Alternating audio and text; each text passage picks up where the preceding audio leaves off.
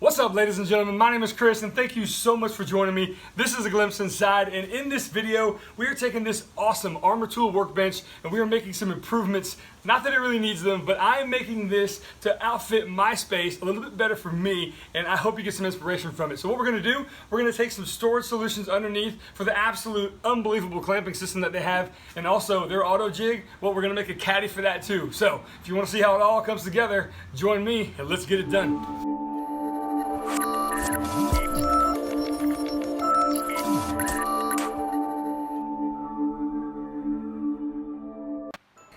First off, a huge shout out to Armor Tool for sending me this unbelievable care package. Definitely very much appreciated, but now we're gonna make some things to make this a little bit more usable in the shop. A few upgrades, and it starts out by, yes, you guessed it, some Baltic birch plywood.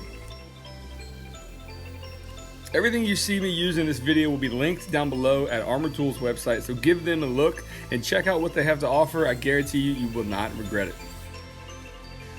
You see me cut some Baltic birch. I've got some 1/2-inch pieces for the top and bottom, and for the frame around it, I've got some 3/4-inch Baltic as well. I'm simply just using a little glue and CA glue to hold it in place temporarily until that glue dries, but I end up coming back with a nail gun anyway, just to give it a little bit added strength, as you can see here.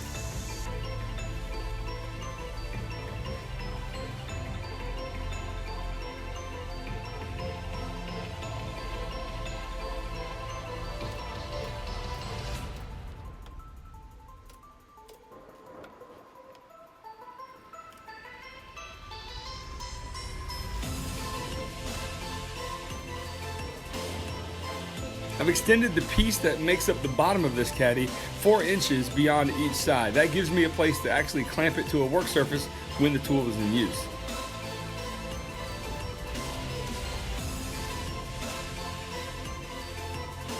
Now I'm taking a piece of 1/2-inch plywood, cutting it to width. This is going to be the bottom of a drawer that's going to end up holding various screws and bits that I'm going to need to actually use this tool properly.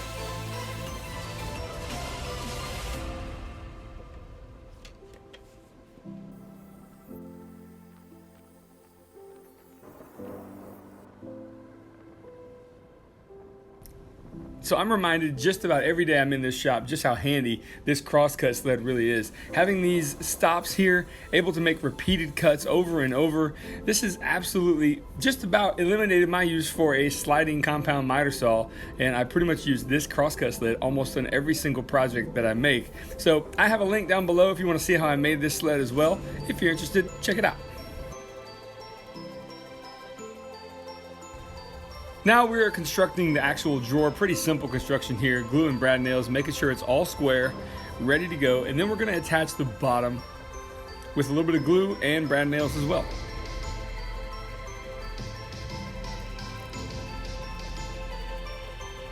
Now every once in a while you're going to get a little bit of blowout from a nail, as you can see here. Now I like to go with an angle grinder. If it doesn't quite get it all, then I take some pliers, but I don't bend it back and forth or pull it all the way through. I typically go with the angle grinder and I have a really good result. Sand it flush and you'll never know it even happened.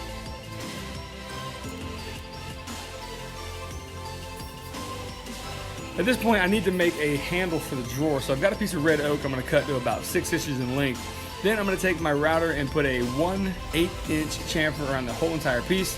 This is going to give me kind of an area to grab. As you can see, this is going to be where it's going to sit into the base of the actual drawer. Sand it all down, use a random orbit sander, and then come back with a foam sanding block. Use a little bit of CA glue, and I've got some measurement marks here to make sure I center it exactly where I want it. This Starbond CA glue is absolutely fantastic. The activator, about 10 seconds, and you are good to go. Check this out. Able to grab it with actually no problem. So this isn't necessary. The drawer is perfectly attached with the glue, but to have a little bit of visual interest, I'm going to cut down some screws.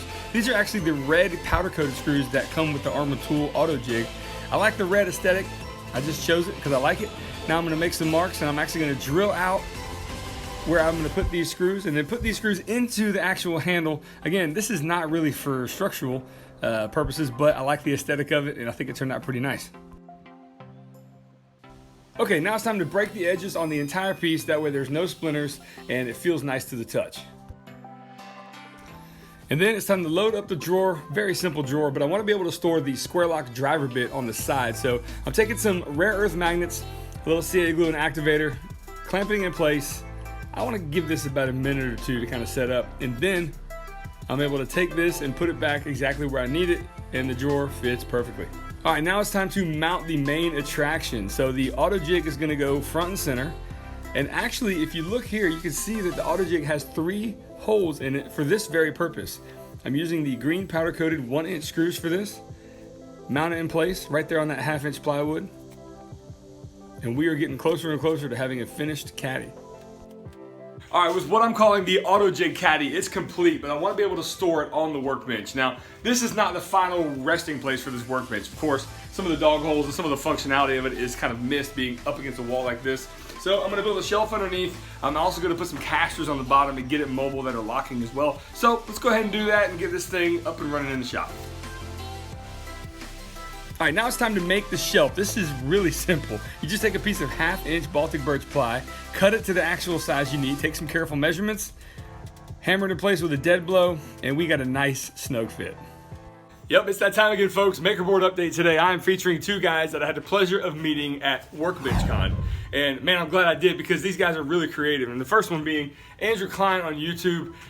Man, what's not to say about Andrew? He's got one of the more inventive minds in this makerspace, and you gotta check out what he's doing. Everything's gonna be linked down below. I'm gonna link his website and his YouTube channel as well. And my buddy Zach, man, my buddy Zach from Tallahassee, met him at Workbench Con. He is one of kind of our up and coming rising stars on Instagram. Go check him out, give him a follow. These guys are definitely maker minded for sure. What's up, Donnie? And also, please give them some love. They're great for the community. I just want to share them with you. Now, let's get back to the build. So Armor Tool offers casters that go up underneath the actual workbench. They go into some holes in the steel, and they're fantastic. They work great. However, I'm going to do things a little differently here. I'm actually going to make another shelf underneath the pre-existing shelf we just made. We're going to make this one out of 3/4-inch plywood. As you can see here, I'm taking the tool bench and I'm going to rest it on its head. I'm going to take a careful measurement of where I need this to sit in reference to my outfeed table. So you undo a few nuts and bolts and you're able to adjust these feet really quickly. Actually, I think this whole process adjusting the feet took me about 5 minutes, if that. But once I've done that, I'm going to take some screws and I'm actually going to go ahead and reinforce the shelf into the tool bench with some clamps. I know it was a good compression fit with that dead blow, but it is kind of nice to have peace of mind that it's kind of screwed in place as well.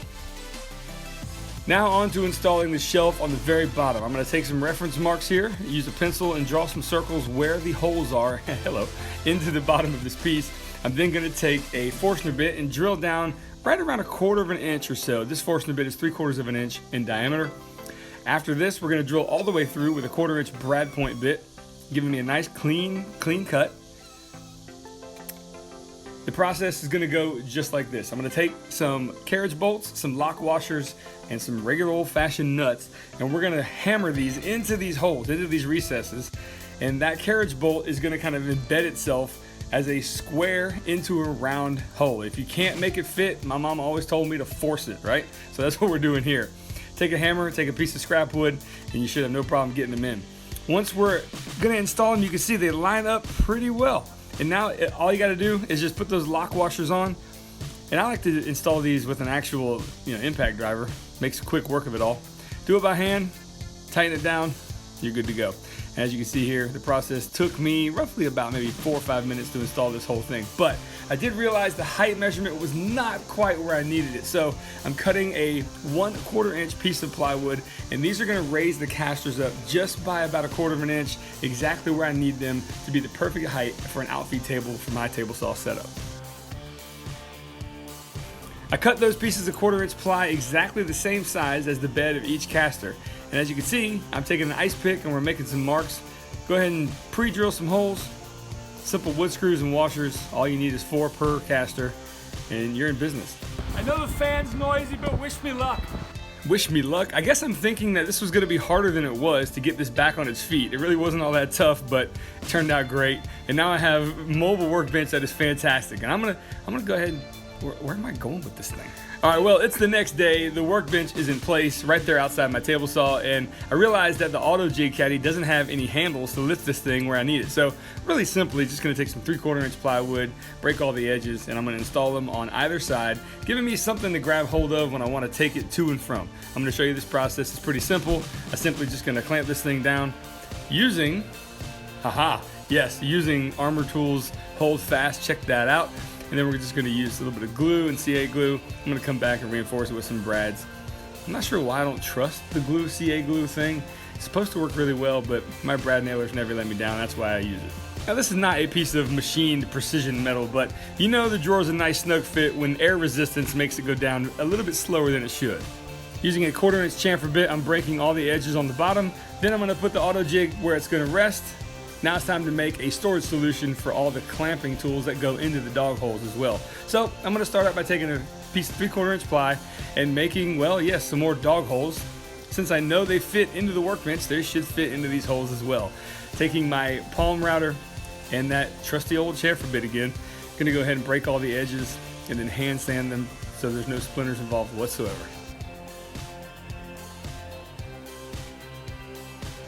Now let's go ahead and give them a test fit and try to be real mature about what this action is doing. Yeah, I'm just gonna leave that right there. Anyway, we're gonna use some CA glue and some glue like I've done before, and we're gonna attach this little bit of activator. Pretty strong, but I am gonna come back and reinforce this with some actual screws. Due to the fact that these pieces are gonna be put in and out quite frequently, I figured reinforcement with some screws is probably not a bad idea.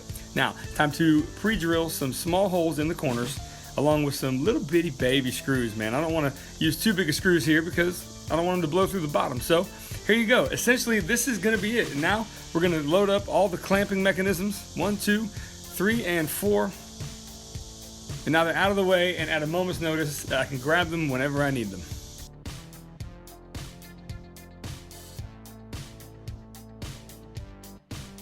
Well, guys, thank you so much for joining me for this. This wasn't a workbench that I made, absolutely not. But Armor Tool was gracious enough to send me this, and I figured I could do some upgrades to help me in my shop for my situation that I hope you get some inspiration from and get some ideas from to go out there and kind of tune up your workspace a little bit for yourselves.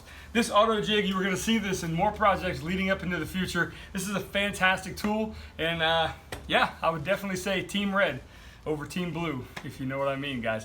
Thank you so much for joining me. You're gonna see this workbench be part of my daily routine here in the shop, and I hope you stick around. So I invite you to subscribe to the channel, and also if you like this video, perhaps you might like some of my others. So check out the catalog down below as well. And again, I'm gonna link all of Armor Tools goodies and products in this bottom link as well, so check that out too. Guys, thank you so much for joining me. My name is Chris. This has been A Glimpse Inside, and we'll see you on that next project. Take care.